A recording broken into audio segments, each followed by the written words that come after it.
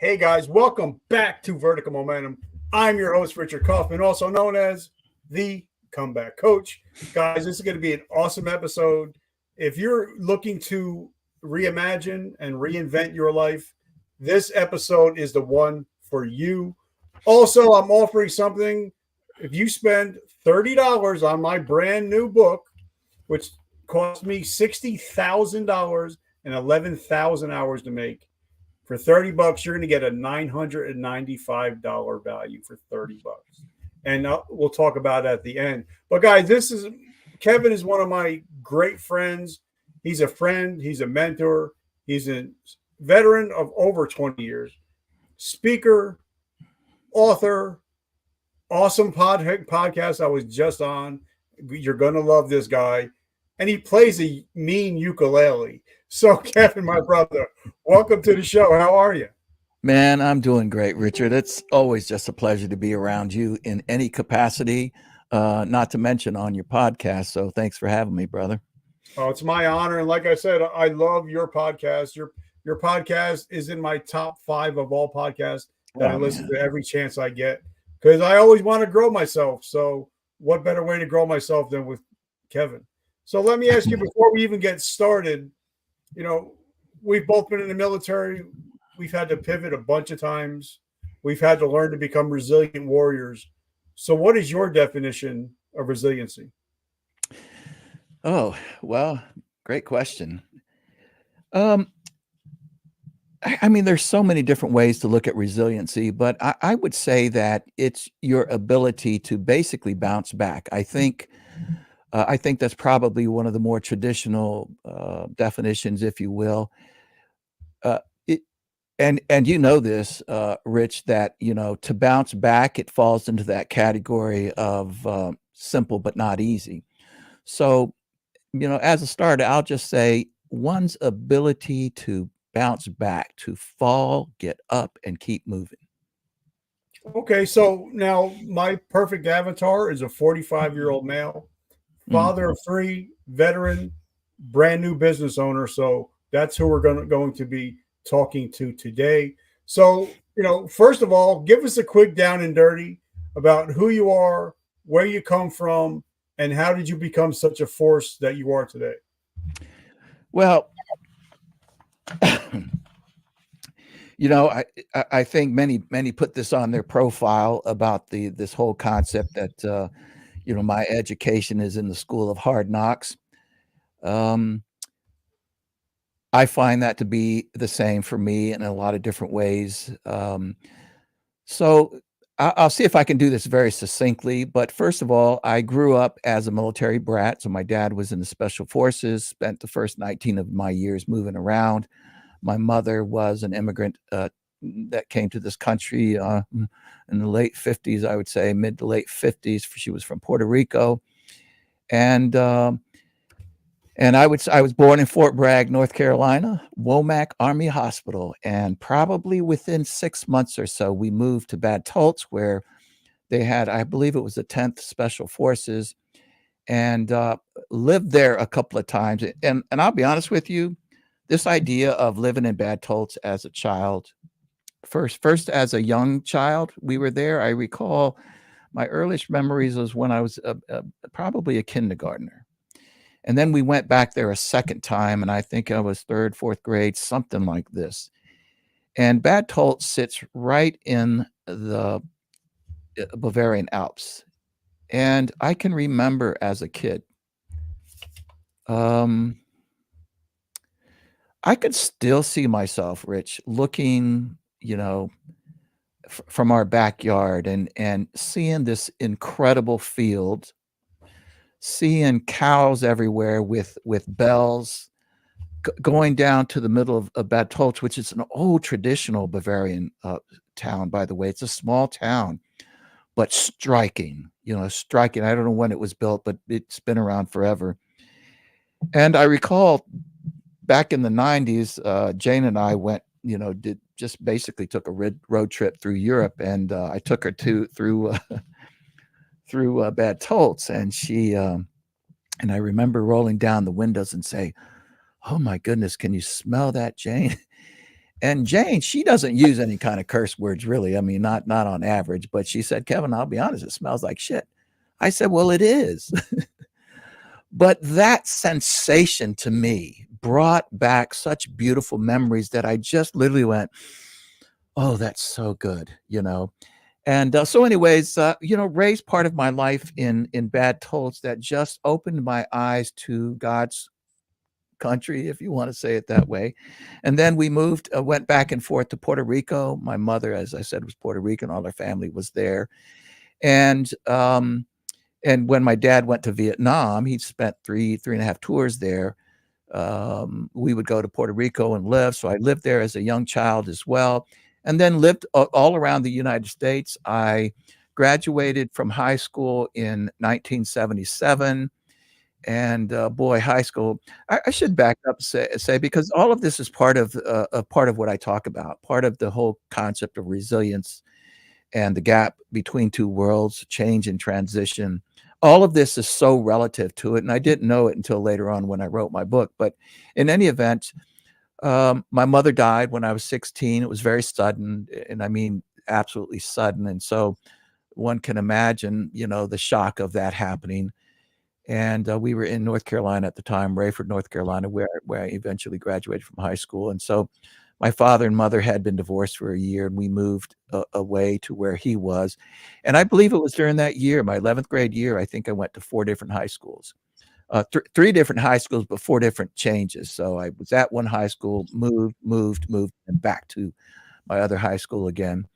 And again, that had this huge impact on how I look at change and transition and resiliency, by the way, because I spent pretty much those couple years, I should say, really in a depressed mode. I didn't know it, obviously, from my mother's passing. Her and I, as you were, I have 3 brothers and a sister. We were all very, very close, but I wouldn't say that I had a unique. I mean, each of us have a unique relationship with our parents, but she was the one that really believed in me when it came to what I dreamed about. And I grew up as a dreamer. I loved daydreaming. I loved going to sleep so I could wake up and so I could go to sleep and fly in my dreams. This was like a regular occurrence in my dreams. I literally wanted to go to bed. I'd put my face in the summertime around a fan, and I'd fall asleep and just dream of flying. It was the most beautiful thing. So anyway, she died when I was 16. I graduated from high school, barely, and I'm not making that up. I'm pretty sure I'm almost certain one of my teachers, took me from an F to a D just so I could graduate. And my father had already moved up to Bowling Green, Kentucky, where he was teaching ROTC, at Western Kentucky.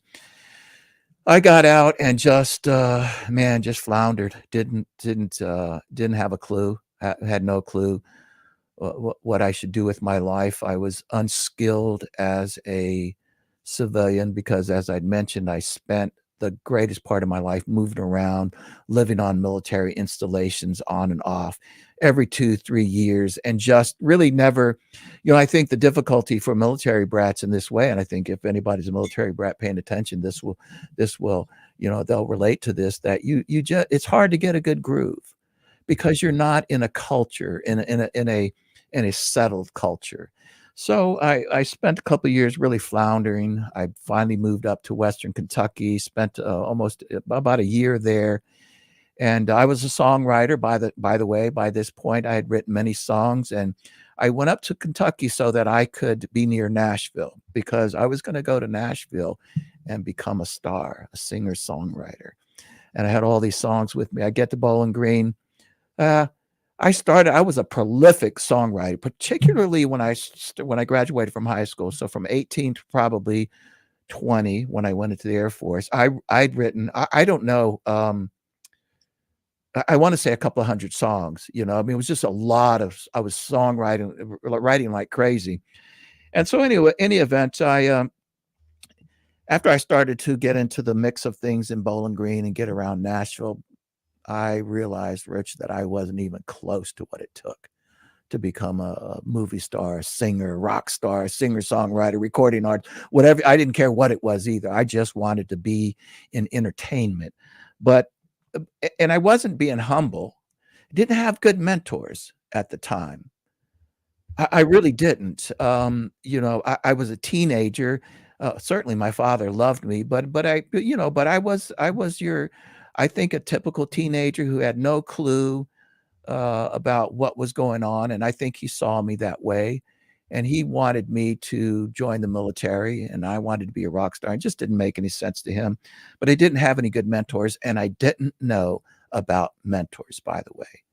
One of the big things that I want to tell your audience about that wherever you're at in life, but particularly if you're young, go get you a good mentor to help you, one, understand the path to happiness, to success, whatever you want to call it, and then to begin to guide you. Because in retrospect, I realized, and listen, by the way, I don't complain about anything. I think you and I have talked about this. I'm a follower of Christ. I believe that I'm walking a path that God wants me to be on. So it's hard for me to look back and say, wow, I really regret this. On a humanistic level, I could tell you over the years, there were many, many things that I regretted, like not going to college and a whole bunch of whole things. And so, but I will say there are things that I would have absolutely done differently had I known, and that one of them would have been to get a mentor, because there's things that I didn't understand, like, by the way, resilience, or like getting focused, like where to apply my time. I spent much of my time, particularly after I graduated from high school and went to Bowling Green. I spent most of my time admiring others, literally just going anywhere there was somebody that I could admire. And I never took real steps to put myself forward.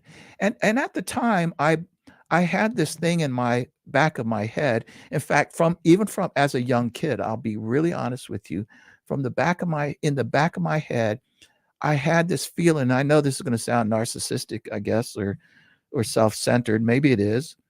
But I had in the back of my head that I had some kind of a unique gift. I had this unique way of thinking. It was just something, it wasn't, well, I had this unique, it was just in my mind that I saw things differently, but I didn't know I should express them, whatever. Anyway, so I get up to Bowling Green, wrote a lot of songs, some good ones. I mean, I don't think I was a hit writer. I mean, but whatever a hit is, I do remember going to see a music producer in Nashville one time, and I played him some of my songs, and he looked at me. He was a very polite man. He said, "Kevin, those are really good songs." He said, "But yeah, I mean, they're not, they're not that all that," or whatever he said. And I remember at that point, I didn't feel this sense of resiliency. I didn't feel like, F you, I'm going after it anyways. Nobody's going to tell me. I didn't have any of that. I just took his word as authority and said, okay, then I'm not there. But the thought wasn't, okay, I'm going to get there. That wasn't my immediate thought. It was, okay, I'm not there. Now what?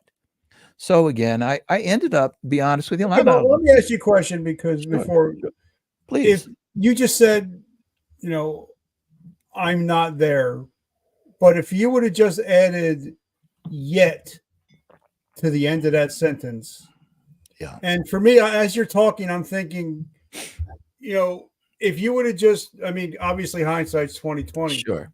But if you would have sat back, you'd probably find a list of the top 10 songwriters in Nashville. Yeah. Find out what they're doing, Yeah. what's making them successful. Yes. And then add that into your repertoire, right?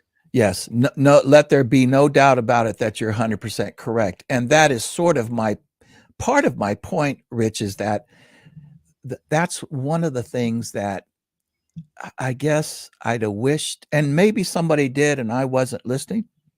I don't think so. I just didn't know that. It didn't dawn on me to say yet, because I understand the power of that now. And, but that was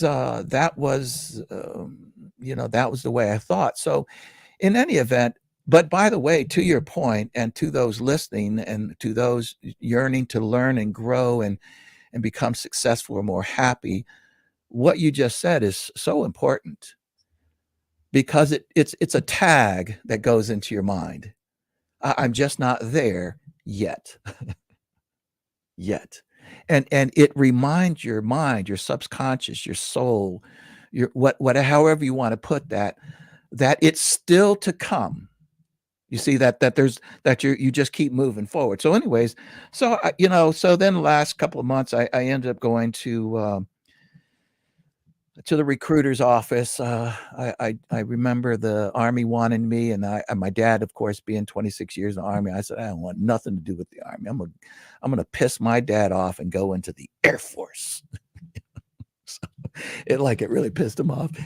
But I ended up homeless, man, for about probably a month and a half or more before I went into the military. Sometimes there are times that I slept, behind bushes, and other times I couch surfed, as they call it now. But it was a very difficult time in my life, with a person who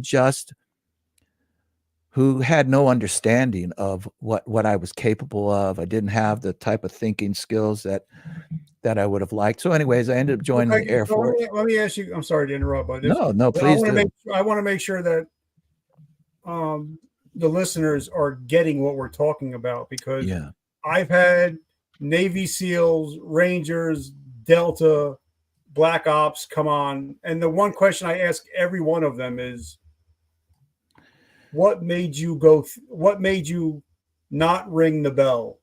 What made you make it through selection process?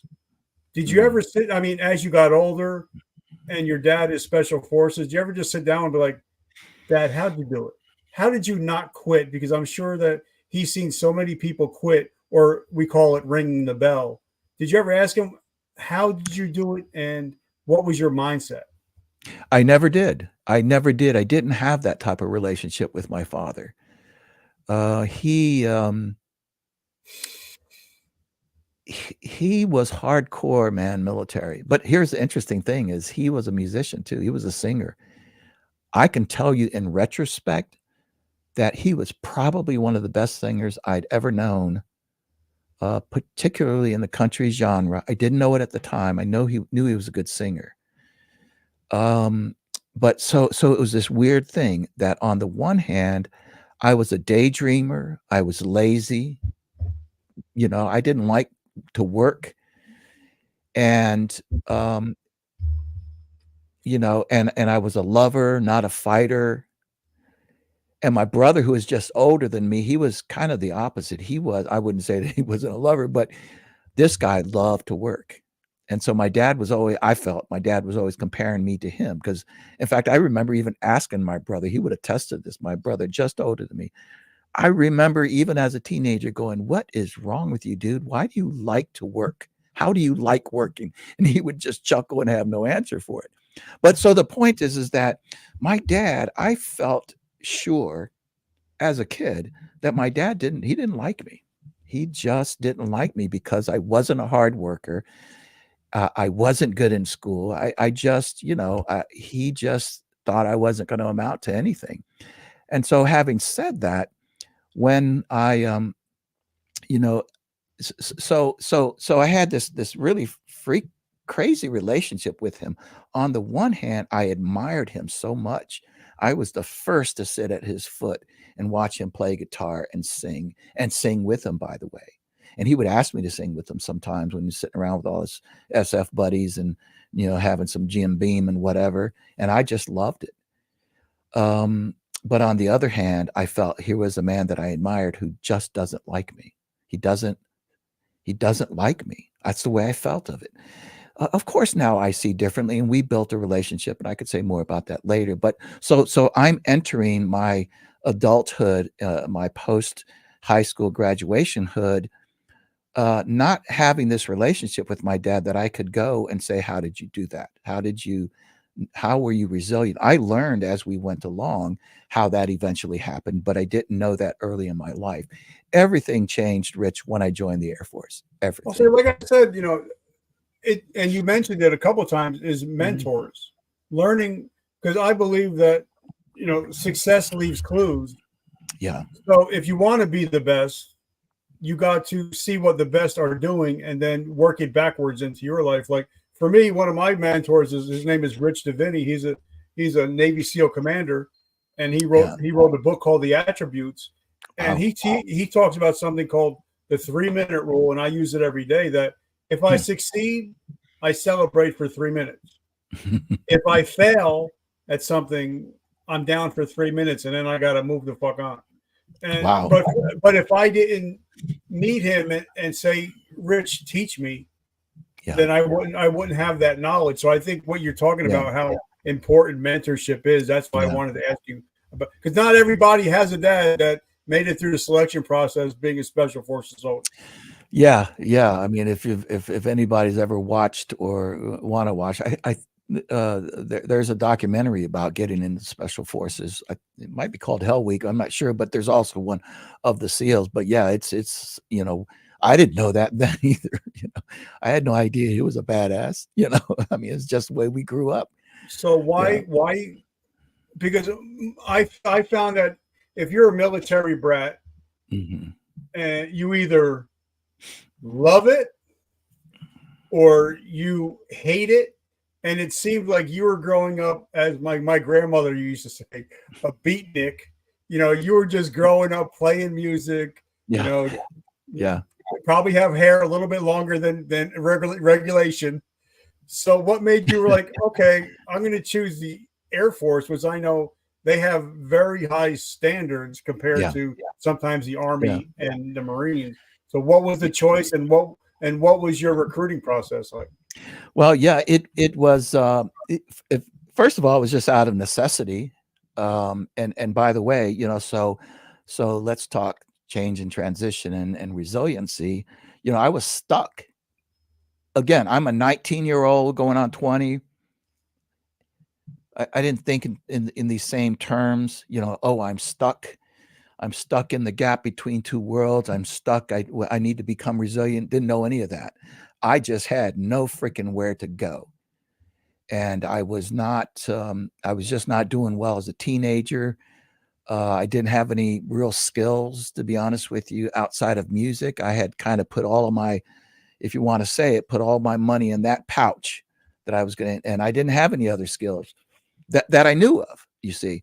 And so when I went to the recruiters, I was literally, this was a time that I was, it was a very, very difficult period of time in my life. And I believe I was already essentially homeless at the time. And I was walking down this boulevard, and I saw over in the shopping strip mall just over to the right of me, the recruiter's office. I walked over there. I decided I looked at the Army first because that's what I'd known. And then again, I was like, out of spite to my dad, I said, I ain't going to the Army. I'm going to the Air Force. Cause I always know, how military people talk shit about one service or the other. And always, talk about, Air Force people being, corporate types or whatever. And so I said, okay, he didn't like it. I'm going to go be me a corporate type. So anyways, I went to the recruiters, the Air Force recruiters, and super nice recruiter. In retrospect, he was a good guy too. He was just an honest guy, and he told me how it was. I took the test, the ASVAB test, to determine. I actually scored pretty high on it, to my shock. And so I ended up going into the civil engineering squadron in what we call environmental support specialists, and otherwise known in the field as turd herders. Okay, I'm just going to say it was in water and waste. Well, it didn't sound all that appealing. I went into the Air Force, went down to San Antonio. So this is February of 79. Kind of excelled a little bit in basic training. I think partially because I was 19 going on 20. I would have turned 20 in March of 79. And, in somehow, some way that gave me something, I became, like a squad leader, and with a little bit of responsibility, again, a little bit more, just, a couple of years more mature maybe than the average person there. So, succeeded in doing that, then went to tech school and spent a few months there learning the trade of becoming a water and waste specialist. And, just by the way, just started to stabilize my life. I Okay, went but from one, yeah, go now, ahead. though I'm thinking back because you're talking 79. So back then, the drill instructors were pretty much just coming out of Vietnam. Yeah, So yeah, I'm sure you met with some crusty people, some and mean ass it's people. not like it was, that it is today, where Yeah, you can't even curse singing cadence.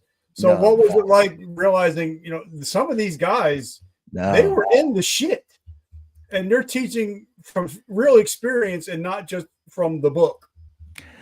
Yes, I remember both of their faces. One of them, and I'm going to say it like this because it was the way it was. He was a short Mexican guy, kind of stocky. I think his name was Ramirez, and he was mean as freaking hell. I mean, he was so mean.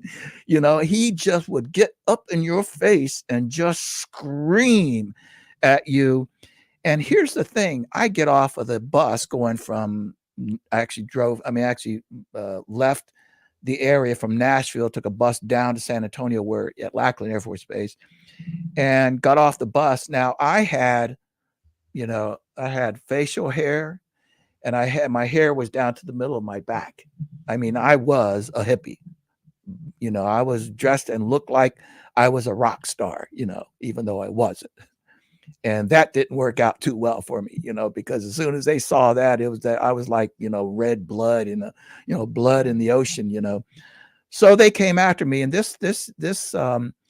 these one recruiter was kind of laid back, he was really in charge, but the other one was just mean as hell, all in your face. And the interesting thing that I now know, and you well know about this in military, when it comes to basic training or boot camp, is what they're doing, Rich, is tearing you down. They're trying to immediately, because again, I think I was in basic for, I think it was 8 weeks. I don't know I think it was around 8 weeks. And in 8 weeks, whether it's 8 or I don't know what it is in the Army and Marines, but they have to reshape you as a human being. They have to change your mindset so quickly that it's not even funny. And that's why they come at you with all fours. It's ugly. It's mean. It's in your face. You're in there, cleaning bathrooms with freaking toothbrushes, bathroom floors. And I mean, it's just all of this shit coming at you really hard and really fast. But by the way, it's effective. Okay, now, like for me, when I first got into basic, I had long blonde hair, earrings, because I was a big Ric Flair guy. I thought I was Ric Flair. But when I got there, they tore my ass up. Yeah. But there was a moment where I realized, and I try not to curse on the show, but it's my show, so I can do what I want. I realized it was just a mind fuck. That's all it was. It was a game. Yeah. And I think whether it's in life, whether it's in business, whether anything, it's all about playing the game. Yeah. And knowing the rules better than everybody else to win the game. So did you ever get to the point where you're like, they're not going to kill me. They're not going to kill me. They're just trying to build me up, make me stronger. So let's play the game. Yes, 100%. Don't know if I understood the point about build me up and make me better. I certainly did, but I don't know if I understood that at the time. But I did probably halfway through, maybe even a little bit before I realized it was a game and that I just needed to play the game well. And that's when I started excelling, by the way. And there's a lot of good lessons that can come out of that. But here's the thing where that started kicking in. Remember, at this point, I already had, let's just say 15 or 16 good years in a military environment around a military dad, a special forces kind of guy. I had moved around by that point. I don't know how many times, 20 times. I don't know, maybe 12, 15. I don't, and I'm talking about across the sea, multiple times, to Puerto Rico multiple times, different parts of the United States. By time I got there, I didn't know it at the time, but I knew how to fit in, man. I knew how to talk the talk. I knew how to get, I wouldn't say get people to like me, but there was just nobody I ran into. I mean, some of these people were coming in from, small town Iowa and perhaps never seen a black person in their life. And this was like, it was like just normal stuff for me.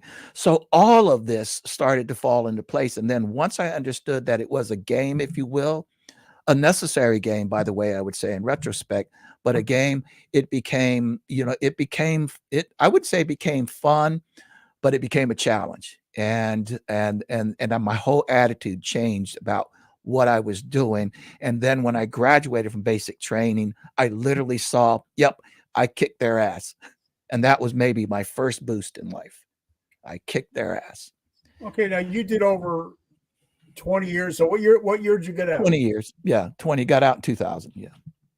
Okay, so now you do 20 years and then 9/11 hits. Yeah.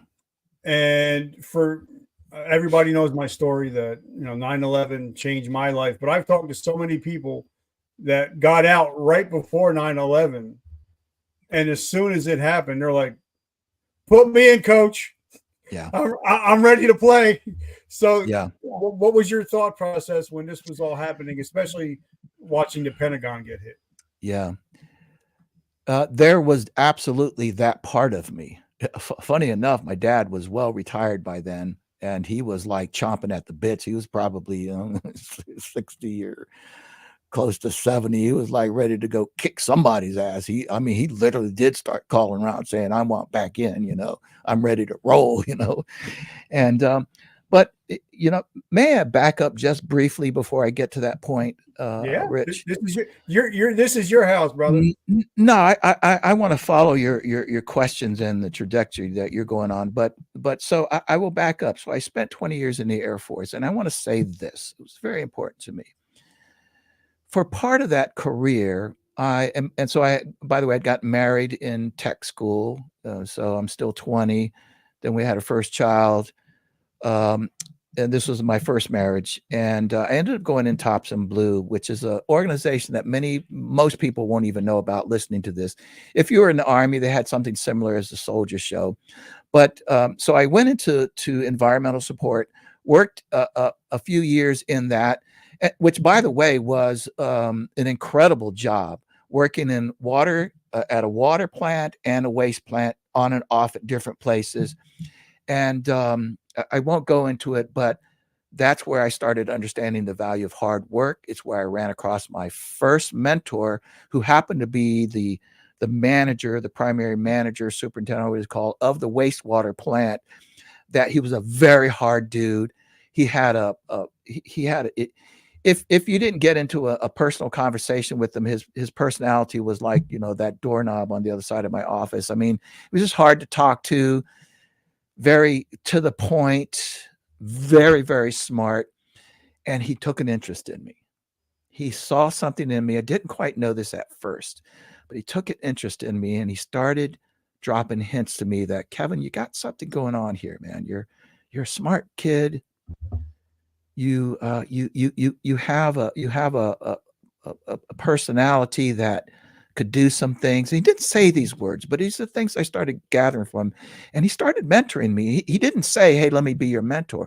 I just, at some point, knew that that's what he was doing. I could tell he liked me.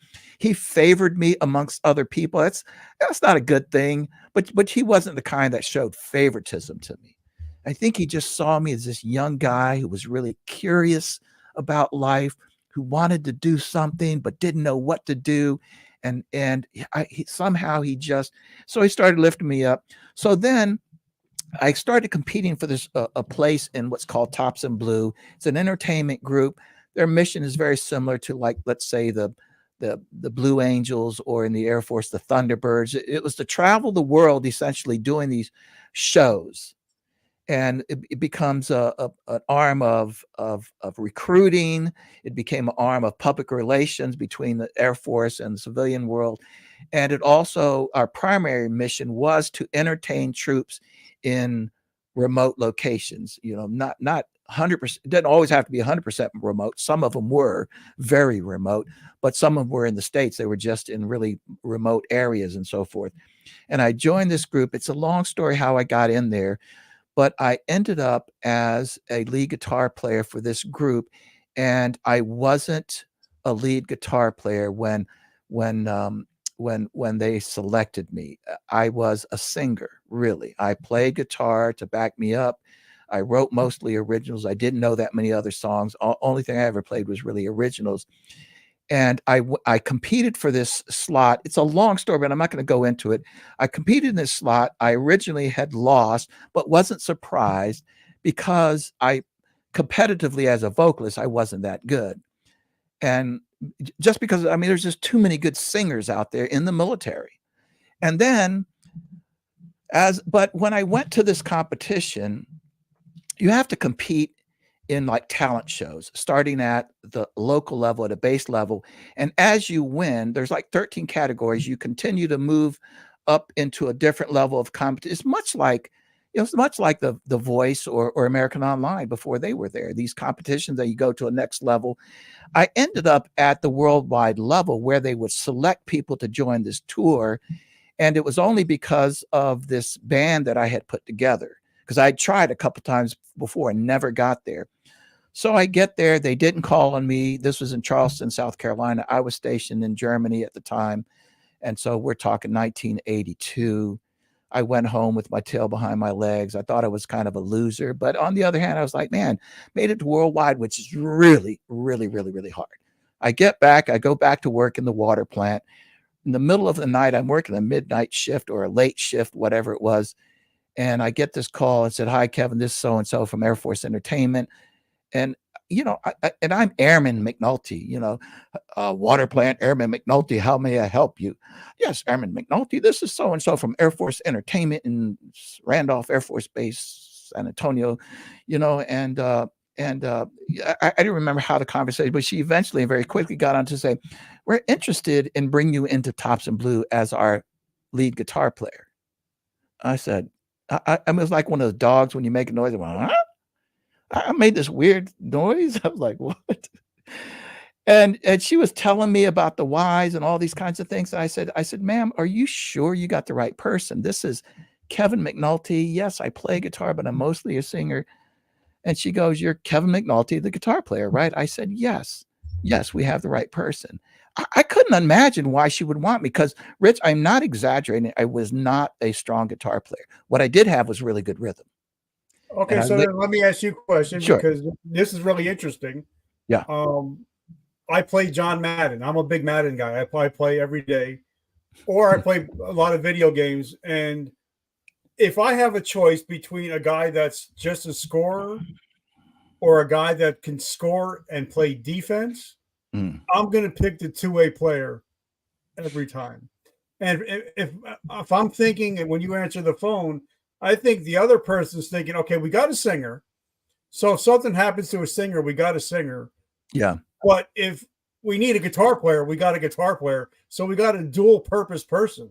So I think that was probably one of the reasons that you got it. But also when she said, are you the lead guitar player? You're like, yeah. And then in the back of your mind, you're like, I'll figure it out. Yeah. Well, no, that's exactly what happened, actually. So I don't even think that I said that I'm Kevin McNulty guitar. I said, do you have the right person? I'm Kevin McNulty. And she goes, yes, you're the guitar player, right? And I remember I actually paused. And then I said, right.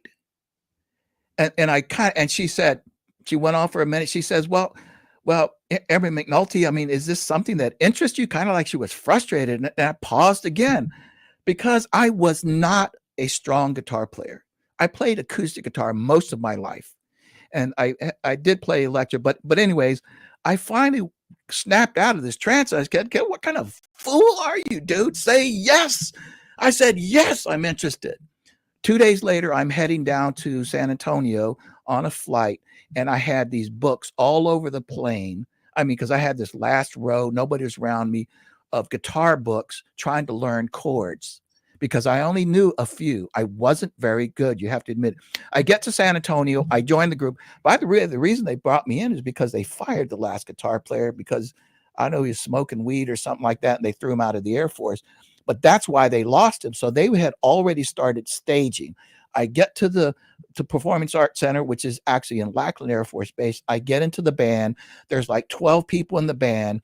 I had no idea what the music was, no idea what was I up against. They dropped these charts in front of me, and I am not lying, it was like nothing more than Chinese characters sitting in front of me. I had no idea what I was looking at. So I'm going to make a long story short. I fought my way through this. I was 100% the weakest link. I was 100% should not have been there. I'm not being modest here. I'm telling you the truth. I was 100% should not have been there. I didn't qualify. I didn't have the understanding.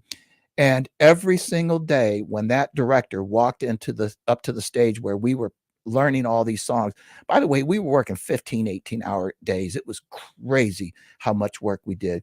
Every time he walked in there, I became so nervous that I would literally start shaking in my shoes. And I don't mean that as a, I mean, literally I'm shaking when he would come in there. So any event, because I knew he was going to send me home, there was just no doubt in my mind. I wasn't there. Anyways, at one point, the band director, he would go up to these meetings all the time and come back to the stage, young Puerto Rican guy. And one day I just said, I can't take this stress. And so he came from a meeting, and I said, his name was Louis Bonilla. I said, Louis, he was a sax player, staff sergeant in the Air Force. I said, Louis, listen, man, this is, I'm about to lose my mind here. I said, do they say anything about me up there? And he dropped his head. I was like, oh, I said, what are they saying? And he wouldn't look me in the eyes. I said, Louis, it's not good, is it? And he shakes his head no, looking down, wouldn't look at me. And I said, Louis, I will do anything that it takes to stay. I will work double time. I said, I cannot leave. Remember my background of wanting to be a star. And this was a huge $1 million production. I mean, it was big. It was big. It was elite. And he wouldn't look at me. And finally he looked up. He said, okay, Kevin, I'm going to tell you something that I don't know if anybody knows this around here. I've actually got my master's degree in guitar performance. He said, if you want to spend the time after practice going back into the booth, and I'll teach you these chords and teach you how to do this. And we started spending more than 1, 2, sometimes 3 hours in this thing when we had already practiced, by the way, 15 hours. And people were in the sleep. He and I stayed behind. I made it through there. I ended up going on tour with them, traveled the entire world. I mean, all over the world, and ended up going 3 more times on Thompson Blue, and ended up, and again, I know this is braggadocious, but it's such an important story to resilience. Ended up, my wife and I, now my wife, I got remarried in 86, and she was also in the Air Force and a Thompson Blue member. And we both ended up in what's called the Golden Roger recipient, which is in the Hall of Fame of Thompson Blue. And there's only like, I don't know, 20 people since 1954 that are entered into that. Now think about what happens there to when we talk about resilience. What did you hear in this little monologue that I gave you about this experience relative to resilience? Well, for me, it kind of resonates to me, and we talked about it on your show. Mm-hmm. I love I love your podcast, Grow Yourself. But for me, it reminds me of when I reached out to Sergeant Shepard. He's no longer with us, God bless. Yeah. And I said, Shep, show me, teach me. I'm willing to learn. You tell me what to do, I'm gonna do it. And I think, and I wrote this down. The first 2 things that I wrote down before we started talking was being humble and being teachable. and finding the right mentors. So for me, that guy, he was your Sergeant Shepherd, Yes, but you actually asked him for help. that's right. And I think a lot of people that are struggling in life, whether it's business, whether it's podcasting, military, is they don't ask for help. And so that's what I got out of that. Because in order to be resilient, you have to learn how to be resilient. It's not taught. So sometimes you have to reach out and say, "Hey, Shep, Yes, bro, I need help. I'm willing to do what you want." Like you said, I'll stay. We'll practice 15 hours. I'll stay 3 hours later. My fingers are going to bleed from learning how to play chords, but I'm willing to do whatever it takes. that's right. And you just nailed it. I mean, you just nailed it. And this is for, again, those who are listening who are interested to understand these things that you're talking about, that I'm talking about, relative to resiliency, change and transition, getting ahead. Is you're first of all, you're 100% correct. It starts with humility and then courage. Humility to realize that you need the help, then courage to step up and ask for the help. Now, at that point, it was out of desperation that I did this, but it was also one of the big lessons that I learned, that if you need help at whatever level, have some humility, accept where you're at, and then step up and ask somebody, will you help me? So in my case, it was out of desperation. But by the way, I even say in my book, desperation is a catalyst for change. If you're desperate, then go get the help. Then go do what it is you need to make happen. And so, so you're 100% correct. And this is, this is maybe one of the biggest lessons that any of us can learn at any stage in our life. And that is, if you need to get ahead, if you need help, if you want to learn how to be, or if you want to be resilient, find yourself a good mentor. And you don't have to go up and say, "Hey, Rich, would you be my mentor?" You go up and say, "Hey, Rich, will you help me with this?" But I also noticed that people that say have mentors, when they finally make it, a lot of them forget their mentors. Like for me, if you ask Kirk Hammett, the guitarist from Metallica, if you ask Steve Vai, who was your mentor, and they're going to say Joe Satriani all the time. Yeah. So sometimes if you have a mentor like John Lee Dumas, Ed Milet, Gary Vaynerchuk, those are my mentors, and I will mention them every time because I never want to forget what they did for me, but also give them the credit. I'm always standing on the shoulders of giants, and I 100%. Think sometimes when people make it, they think they're the giants. Yeah. So, No, you're 100% correct, and so beautifully said what you're talking about. By the way, you can have let's call them virtual mentors that don't even know they're mentors. So for instance, a couple of my mentors was Tony Robbins. I studied Tony Robbins from starting with in 1982 when we were on tour. I believe it was 82 tour, that we would get back to our hotel room late at night and he'd have these infomercials, man. And I watched them religiously. And so over the years, I literally called him my mentor, even though I've seen him speak, but I've never met him personally. Wayne Dyer's another person. I mean, there's a whole group of them that, like Tony and Wayne Dyer, they mentored me, unbeknownst to them, over a long period of time. But there are others that were temporary mentors to me. I would read like Viktor Frankl, if you've read his book, Man's Search for Meaning, one of the greatest books I've ever read. I didn't know a lot about his life, but reading that book became a mentoring experience for me. And there's many others, but 100%, it starts with humility. And you said it also about being teachable. And this as a coach, and I do. One of the first things we look for in any client or coachee is, are you coachable? If you're not coachable, I'm not going to waste your time and money and or your companies or whatever else, because it's good to have a coach, it's good to have a mentor, but if you don't act on any of the things that are happening around you that are being mentored or coached, it's a waste of time. And I love it. So now, because we're going to talk about post-military career, because when I got hurt on duty, and I lost my vision, and we talked about on your amazing podcast. Striking story. But because no matter if you serve a day in the military or 20 years, we all have a shelf life. Yep. And no recruiter ever said, hey, you have a shelf life. You're going to hang up your uniform one day. No matter what, we're all going to hang it up. But, like my friend Sergeant Nick says, whether you do 4 years or 20 years, when you get out of the military doesn't give a shit about you. Your phone stops ringing. You lose a lot of the connections. A lot of us don't do 20, so we get no retirement. Mm-hmm. So we don't have money.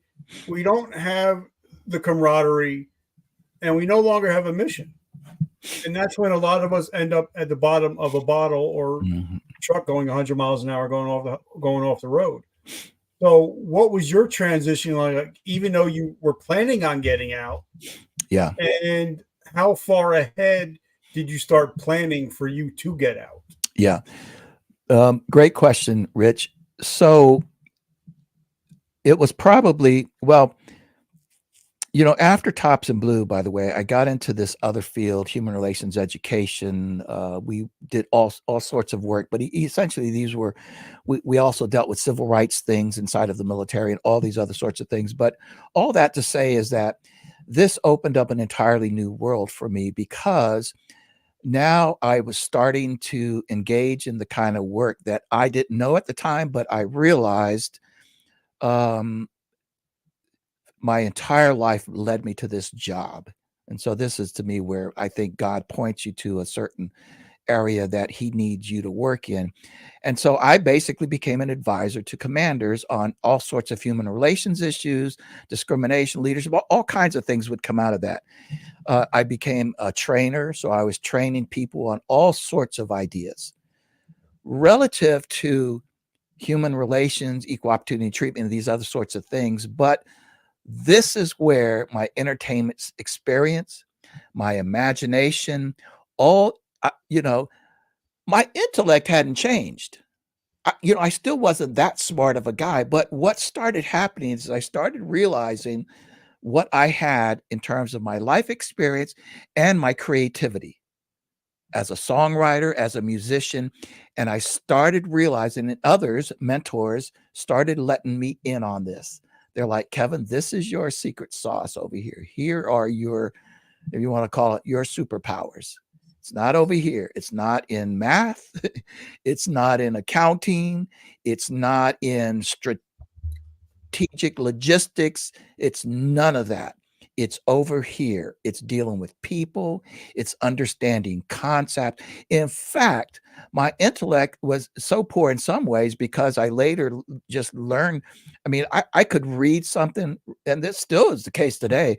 I can read a paragraph, and maybe not today, but it's still, I still certainly feel this. I could read a paragraph in a book, or let's say a page in a book, and not remember a word that I just read. I can watch an entire movie and can't tell you much about what the movie is about. As a matter of fact, it used to be a running joke around my daughters that we'd go to Redbox to pick out a movie, and I, for the three of us, like, hey, let's get this one here. This looks good. And they say, Dad, we just watched that last week.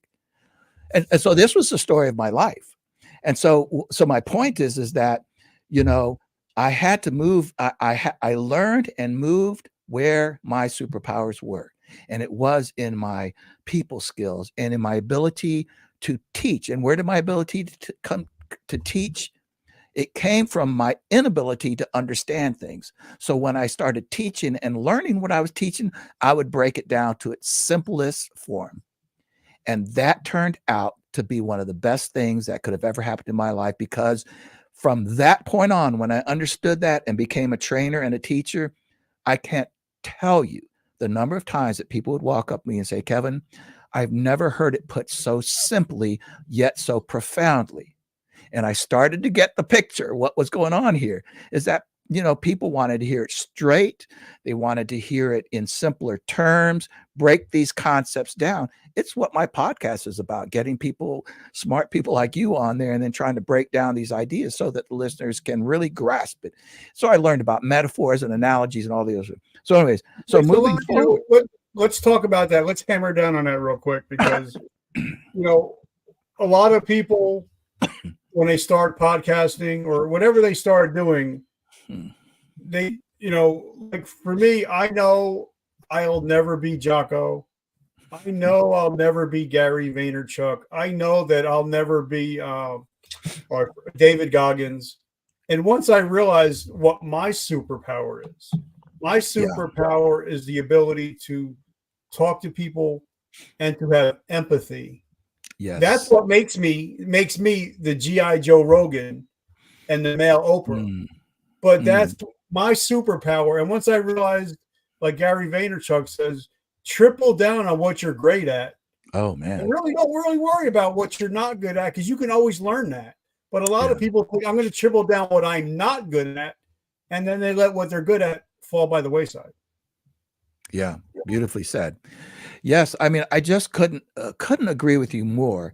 You see, and here's the thing, and I'm sure you'll agree with this, that all of these things that we're talking about start with self-awareness. There are some who are overly self-aware and punish themselves, and I probably fell into that category. Probably still do sometimes because I overanalyze things. I think things through too deeply, but then there's others who lack any form of self-awareness.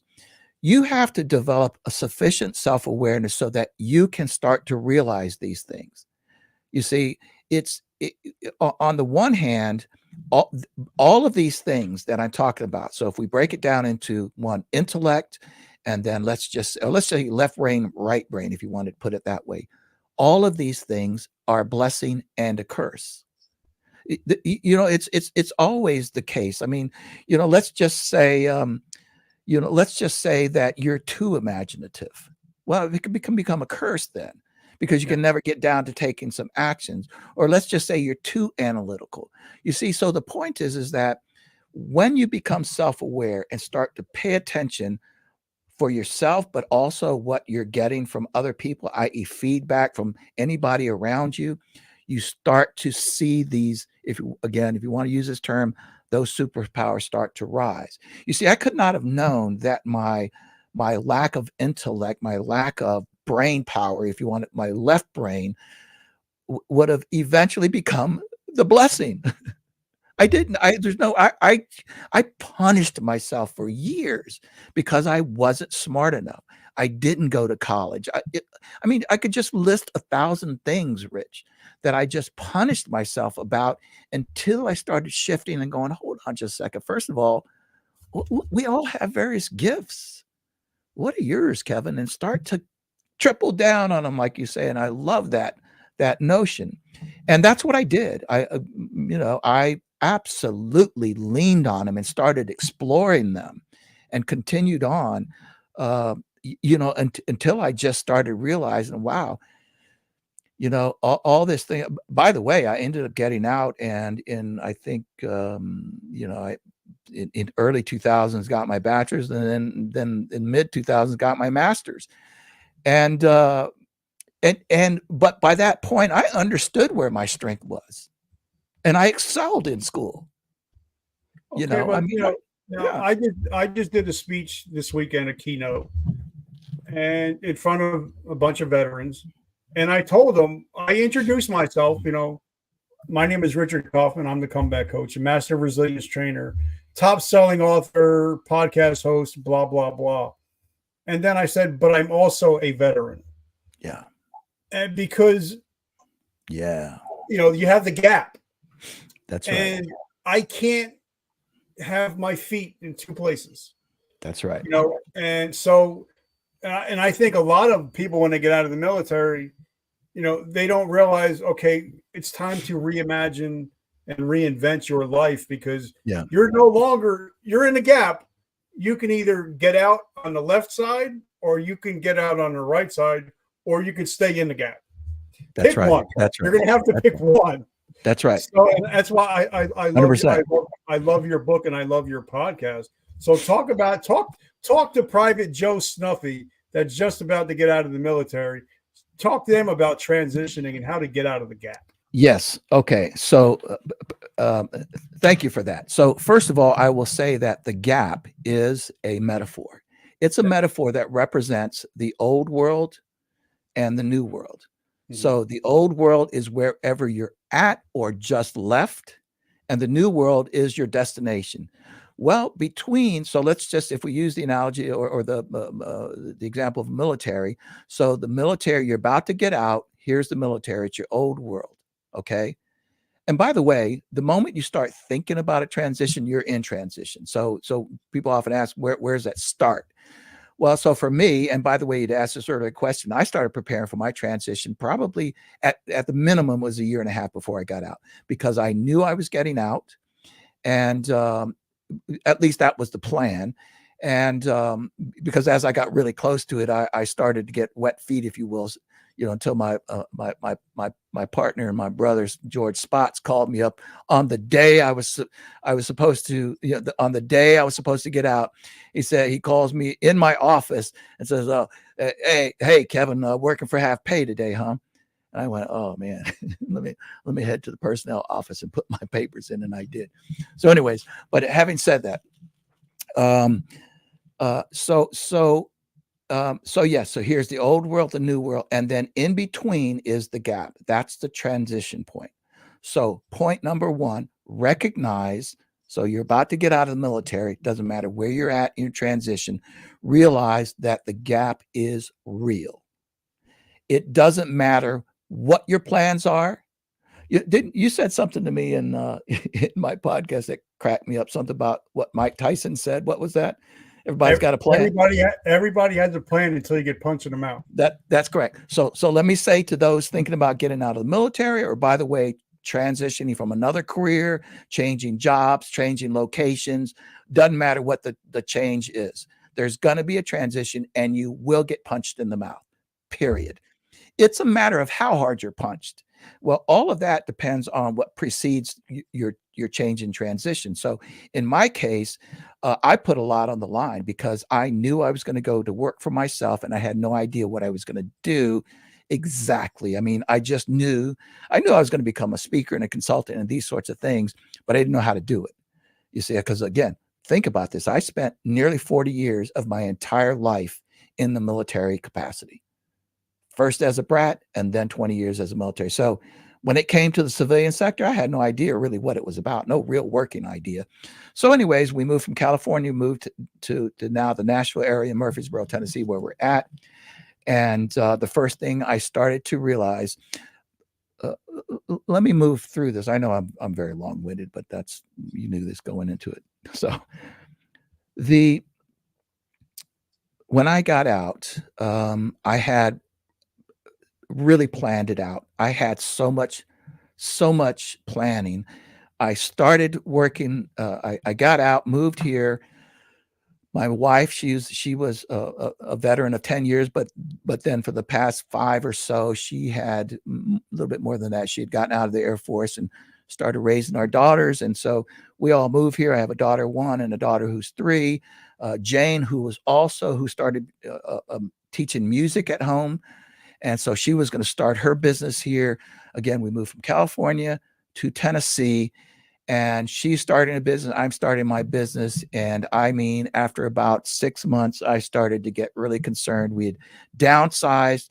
We tried to get our bills in check to put ourselves in the best position to succeed here.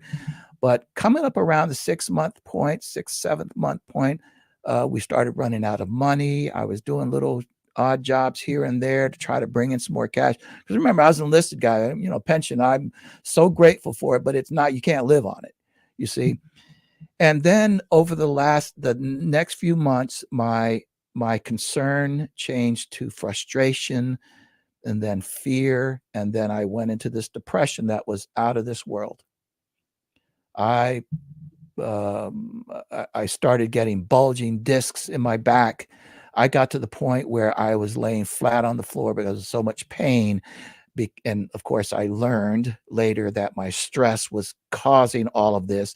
And the reason I set this up is really important, is because what preceded this change and this transition, this gap, was this belief that I've got one shot at this. So I put everything into that basket. And so it carried a ton of emotion. And the closer that I got to failing, the more anxious I started getting. And by the way, all these tapes from when I was growing up and all the others started coming into play. I ended up on my back. I eventually went to a therapist and I started to get some help. And my wife did the greatest thing that she could ever done. She said, Kevin, you've been like this for a month and a half. I've been reading on depression and anxiety. And one of the things it says is you've got to get up and move.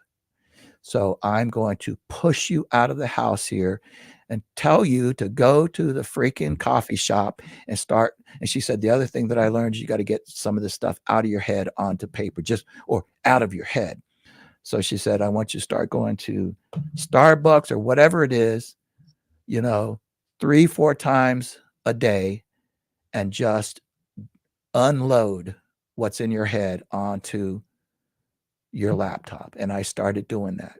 And over a period of time, Rich, I almost got into this flow of writing, and I just dumped everything. Now, I need to say this, it's really important that remember, since like around 86, when I started in the human relations field, I also got off into other work within the Air Force. Like I helped the Air Force integrate some of Covey's work into the Air Force, 7 Habits, Principal Center Leader. This was a big move back in the late 80s and it really was in the 90s where they were trying to integrate some of these things. So in any event, I had been studying personal development for years. Remember, started with Tony Robbins, and I was a prolific studier and reader of all these kinds of things. And so eventually, when she kicked me out of the house and I started putting these things on paper, what I didn't realize is I was brain dumping while coaching myself, not realizing of all the knowledge I had gained over the years. But I did that for maybe a couple of months, and I brought it home one day. I went across the street, had it printed at an office shop.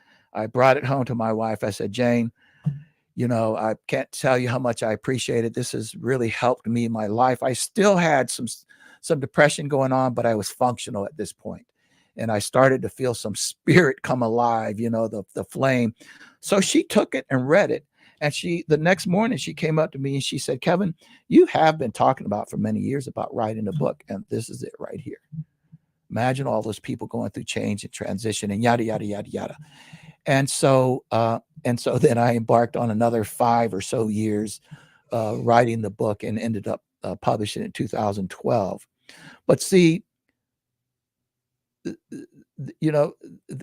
idea is that I kind of lost my train of thought here, but in any event, so I wrote the book, The Gap Between Two Worlds. This is where I was going, and it is on change and transition. And what I learned, and the subtitle is Turning Major Life Transitions into Personal Growth Experiences.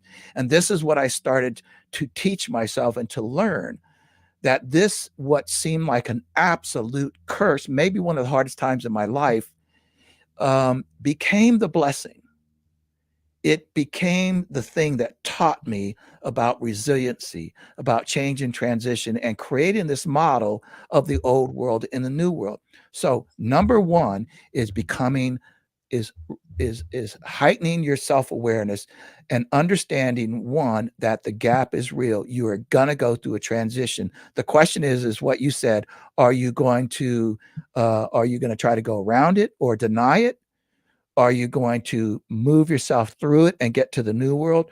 Or are you going to get stuck in that whirlwind? Okay, but now also something I want to talk about along that same line is me and you started in this crazy world of podcasting. I'm not no young chicken. And I know that for me to learn how to do tech stuff, it takes a lot for me to learn, especially I didn't even finish high school. But, since the last time we talked, we got off the phone and like 2 hours later, you messaged me and you're like, bro, you got to check out Opus Clips. Look what I found. But, so like you said, there's an old world and then there's the new world. And if you don't get into the new world, you're going to get run over and you're not going to be able to exist in the new world if you don't Yeah, learn new world ways, right? that's right. Well, not, you could say run over in one way, but yes, you're probably right. If you're on this road to succeeding, um, yes, you said it earlier on, Rich, so beautifully. When you're in the gap, and it does depend on the transition. If it's a major life transition, the first thing that you do have to do, one, understand that the transition is real, and two, begin to, as you just said earlier, imagine, or as I say, envision what's the new world going to be. So it works off of this principle that you know, either you shape your future or the future will shape you. One of those two things are happening. So that second part is what I would suggest is being run over, is that you don't have a vision for your new life. You don't make a plan. You don't have a mentor. You don't have a guide. You don't develop tools. You don't build resilience. And so you get stuck in the foggy zone, what we call the foggy zone, where you have moved past the old world, but you've never really moved towards the new world. And so you just get stuck. And what does that look like? Whatever the future shapes for you. So here's a great example. I know many, and I'm not criticizing or being judgmental about it, because it may be what you want, but I do know many people who either retired from the Air Force or from the military, and they decided that they were going to be a small business owner or a book writer or a musician or whatever it is, but they realized they had that punch in the face and said, oh shit, this is really not going to be easy. They become fearful, and what they do is they flee the gap. So what do? They go back into a job in the civilian world, to a similar job that they hated for the last 20 years. And now they're basically back on the same trajectory, doing what they don't want to do. But that is the form of just letting the future shape you, rather than saying, here's where I'm going, there's my vision, and then begin to develop this, I don't care if you want to call it action plan, steps, whatever you want to call it, towards getting there. But you have to have, like you said, you're talking about, you have to have a future vision. You Like do. if Kevin McNulty was going to go on Shark Tank and he had this amazing book in 2024, but he presents it as, well, it's going to be on cassette. So you can have the greatest idea. That's right. But if it's not going to be viable Yeah. for today and the future, then you pretty much just wasted your time, right? I would say so, 100%, because I think what I understand you illustrating there, Rich, is this notion that, first of all, for military people, that are coming out of the military now, man, I don't think there's a better time when we talk about technology for going into your own work or creating, by the way, you can go out and find you a really great job and then do something really great on the side too, to have the side hustle. So, I'm not trying to say that you all need to aspire to become like, Rich Kaufman here, but my point is that technology has just changed all of that. And if you're not up on technology, and surprisingly, there are many who are. I was fortunate in the military 2 different times, really 3 different times, where where I was assigned to, that the officer in charge or the commander, whatever, was really into technology. And so I was in this phase where, and again, I wasn't that technology type, but I was fascinated by what it was. And so I immersed myself in technology. So by the time I got out, I knew what was happening. I knew where the technology was.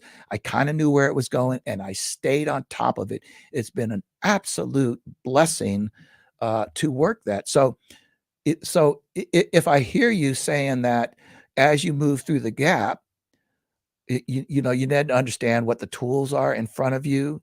You need to stay up with the times, because to your point, if you don't, you will get run over by all of those who are doing the necessary things to become successful, whatever success is. Yeah. And also, I mean, there's tools out there that don't cost a lot of money. I think I'm paying $25 a month for Chat GPT-4. So instead of me hiring an assistant for thousands of dollars a month, I'm spending $25 a month on Chat GPT as an assistant. Now I'm saying, listen to this, guys. I use it as an assistant. I don't use it as a crutch. So, like Well my said. lawyer has an assistant, my doctor has an assistant. Yeah. You for $25 a month, whatever you use, AI is there to help you. But if you think AI is going away, you're crazy. You're crazy. So you need to, if you guys are listening to this, you need to get on that train, because you can learn a lot more just using an AI. You can learn a lot more than you could spend years going to school. Very well said. And again, it's a tool. Use it like a tool. I use AI a lot for brainstorming. If I were to do this, what would happen? What would you think would happen? It'll spit out some ideas. I'm like, oh wow, I didn't think about that. You see, so it's just it's such a brilliant, and I know there's concerns about their AI. I'm not certainly not oblivious to some of the concerns that there are. But right now, it's an incredible tool, and people ought to be, endeavoring with it. Well, I mean, I hear a lot of people like, "Oh, I don't believe in AI," and I'm like, "Have you ever watched Netflix and watched one of those recommended videos? Yeah. Guess what? You just used AI. You just used AI, yeah. And then they're going, yeah. Okay, yeah. I get I mean, it. listen, I've met people who didn't believe in gravity, and it didn't work out real well for them. I'm just So, saying, talk to us something about happening. Talk to us about your book and about your podcast, which I absolutely love. So, talk to us about what's going on in Kevin's life now. Well, first of all, I have to say about you, Rich, that I remember listening to a a radio interview by Tanya Tucker, and what's his name, had just passed away. He was a famous country artist. I had it in my head, and then said Tanya Tucker. Most people would recognize him. But anyway, she was talking about her relationship with him, and he used to call her up, and she said on the radio station every now and then he'd call me up and say, "Hey, Tanya, I'm gonna have to." He was very famous. I just can't think of his name. He'd say, "Hey, Tanya, I think I'm gonna go out in the public and boost my self-esteem a little bit." And and I think that about you, that when I need a good boost of self-esteem, I'm calling Rich, because Rich is so gracious with his compliments and his acknowledgments, and I appreciate that so much. Hugely appreciate it. And I see you do this all the time. I see it online. You send me notes now and then, send me just these really kind and encouraging notes. And I might say that's an important superpower that Rich Kaufman has. And so I wanted to make sure that I said this before I got up. So just real quick about the book. The book was published in 2012. It's a serious book. It has to be the reader who determines whether it's a good book or not. But I will tell you, I poured my heart and soul into it.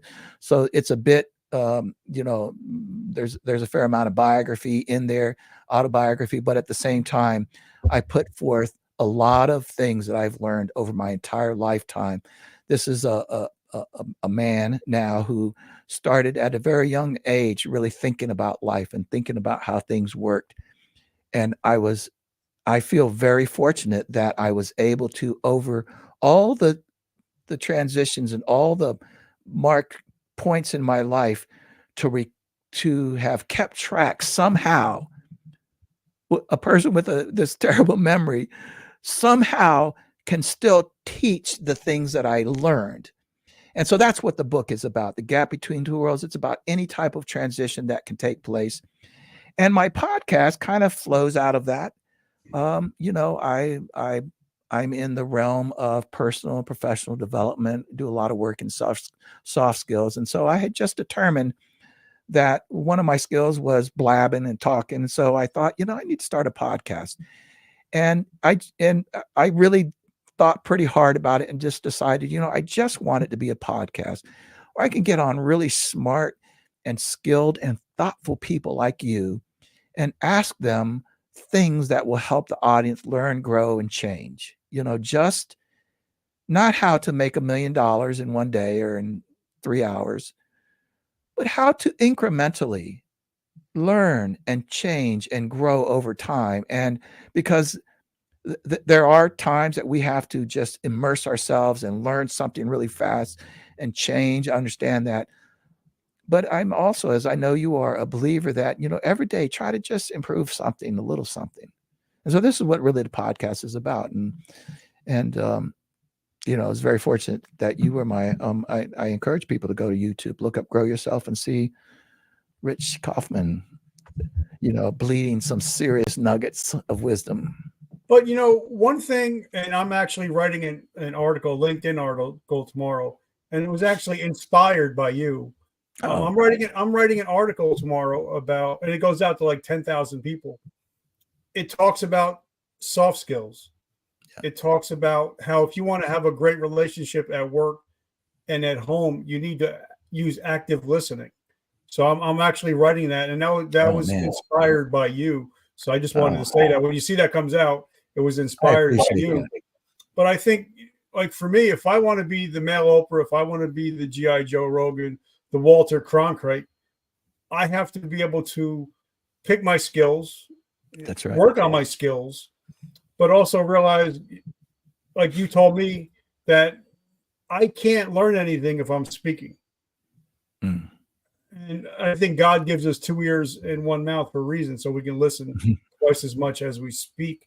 So, talk, for the last minute or two, you got a couple episodes underneath your belt, right? So, What would you do different now? Would you tell yourself for your first episode than you're doing now? What would you tell yourself? Hey, buddy, you need to do this instead of doing this. Yeah, well, I will say one thing that I would do over again, and that is that I would just launch. Over the course of particularly as I started this business, I realized, and a lot of people do this, not something unusual, you try to get to perfection before you launch something or do something. I literally started thinking about this podcast, and I put a few basic things in place, figured out, whatever, tools I needed. And then I said, I ain't waiting for nothing. I'm launching next week. And boom, I did. I went out and got me this incredible guest. And so that's one thing I would do again, that I encourage anybody who's interested in the podcast, is don't overthink it. It's not that hard. Jump out there, just do it and improve as you go along. Now, the things that I would do over, I think one of the things is what you said earlier, and that is to really, I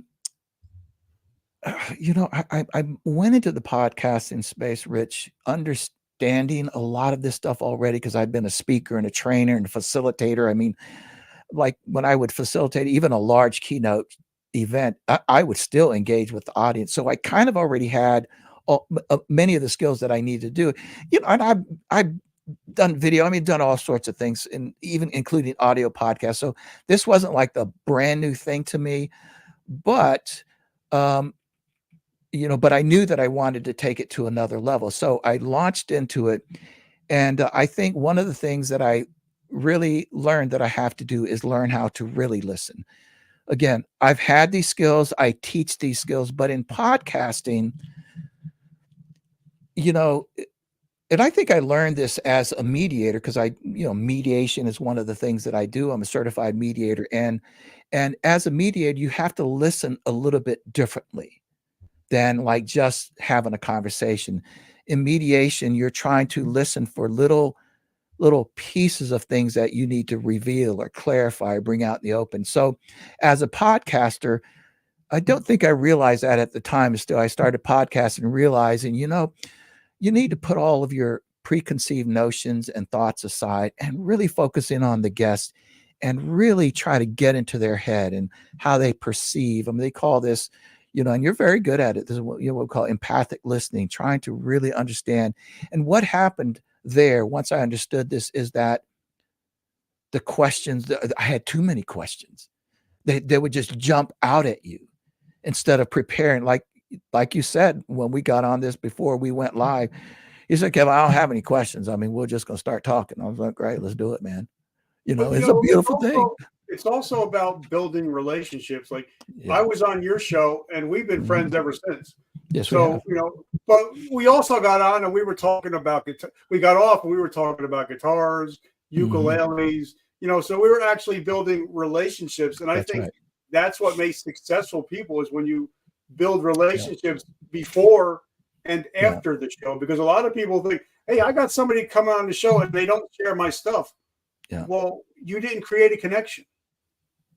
Mm. And if they're on there to sell a book and they have no emotion whatsoever towards you, like I had Steve Sims on, and he's on like 7 or 8 podcasts a week.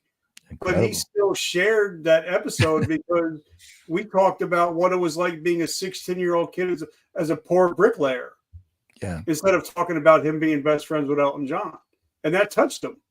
So he shared it out. And I think if you're not building relationships, old school versus new school, old school plus new school equals success. Love it. 100% agree with that. I think you're exactly right about that. I think the other thing is that you do as a podcaster have to figure out what is your lane, understand, and I'm still actually working on this to some degree, but I would say that, for a lot of people, the more you niche, the more you get down into a real focused lane, the better off you will be, because you will sooner or later become a better expert at that conversation. You see, the hard part about doing that is that, if you can start invite guests, and if you're going to have guests, by the way, and there's others who don't do guests, but you might have guests and start having almost the same conversation over and over and over. And that's one thing I kind of picked up. I was like, you know what? I can't say we're just going to talk about leadership, because oftentimes we just end up in the same place talking about the same things, rather than like a focused piece of leadership. Like, as a leader, how do you listen differently as a leader versus when you were just an employee? How do you listen differently? So now you're getting down into how a leader listens. And so you're getting more focused. And that's another thing I would really encourage people to understand, is to really know what your lane is, and then invite guests that can really contribute to that. But, and I also, as we're winding down, but I also was taught by Alex and Layla Hormozy that the riches are in the niches. And something that Jim Rohn says, Jim Rohn says, if you're marketing to everybody, you're marketing to nobody. To nobody. So if you're a podcaster, you might want to be a sniper instead of somebody that prays and sprays. Yeah. So how do we find your podcast? Where is your podcast located at, and how do we get your book? Well, the podcast you can find on YouTube. It's called Grow Yourself. I think it's actually under my Kevin McNulty Speaks, so you can find it there. But it's also on all the other platforms, the Apple and Spotify and all those others. So you can find the video and the audio version of it. And my book is on Amazon. It's called The Gap Between Two Worlds. And you can find me all over social media. It's usually something to do with Kevin McNulty this or Kevin McNulty Speaks or something like that. So I'm kind of all over the place, but that's there you have it. Okay, that's usually the last question, but because it's you get one more. Oh my. Me and you were both men of faith. We both bail him daily, but we also realize that without him, there is no us. So if somebody's out there right now struggling with their faith, and I believe that, somebody once said it to me, and I don't remember who it was. He said that if you don't feel close to God, you're the one that moved. So if somebody that's struggling with their faith, what is something they can do in 24 hours, the next 24 hours, to finally get some peace in their life and to try to get back in relationship with him? Yeah. And you saved absolutely the toughest one of all for last, because it's a hard question for a lot of people as a matter of fact, I will say this, I don't have any kind of a launch date, but I'm actually starting another podcast called My Shaky Faith Podcast, but I guess there's a couple of thoughts that I have, and these are not going to be breaking news. These are things that people have probably heard before. But one of the things that I always struggled with my faith, and I still do from time to time, relative to my relationship with God, and that is that, I have 10 voices in my head. I'm thinking all over the place with all kinds of different things. And sometimes when I get too immersed, moving too fast, I can't discern what's God's voice, because I just have too much going on. There's this analogy that when in order to get perspective, in order to build self-awareness, the first thing you actually have to do, Rich, is stop. It's not do this. It's stop what you're doing. Stop the madness. That could look like turn off the television, turn off social media.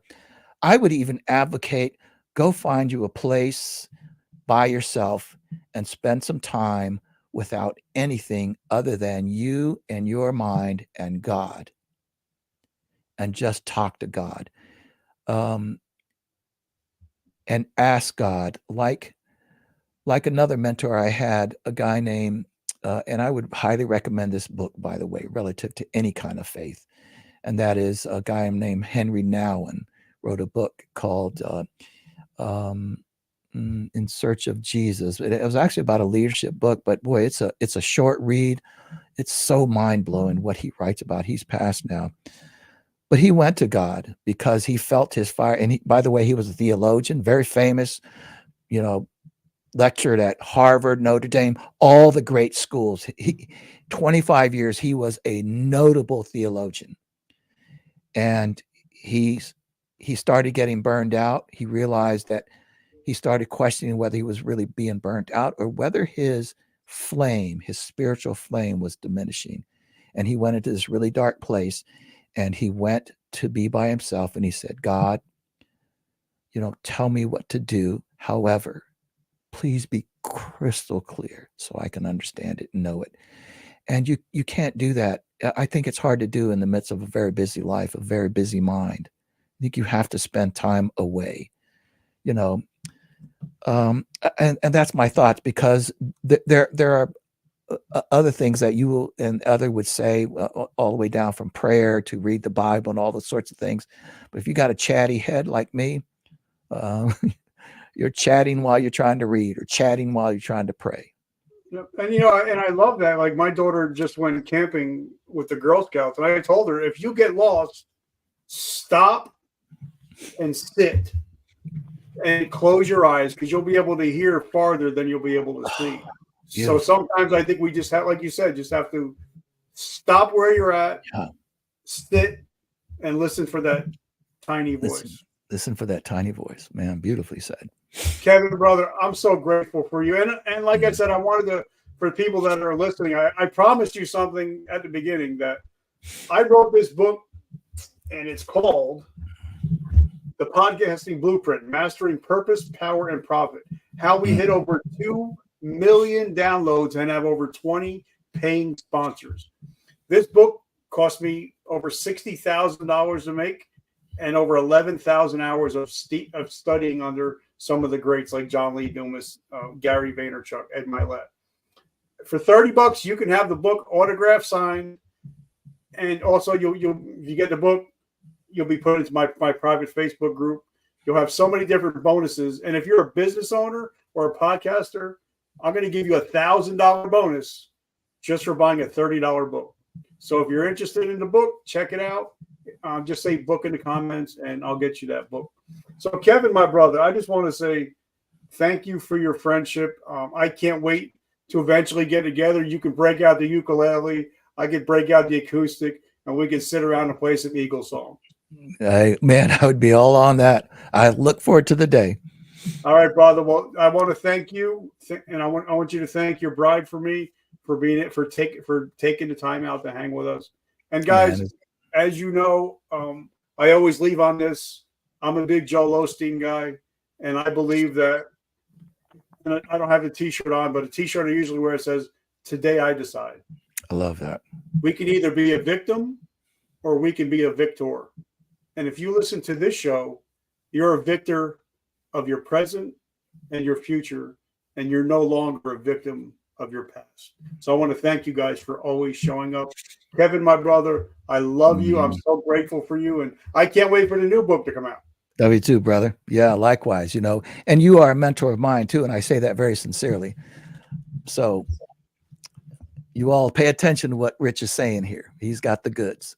All right, brother. Love you. Have a great week. Love you too, brother. All right. Talk to you soon.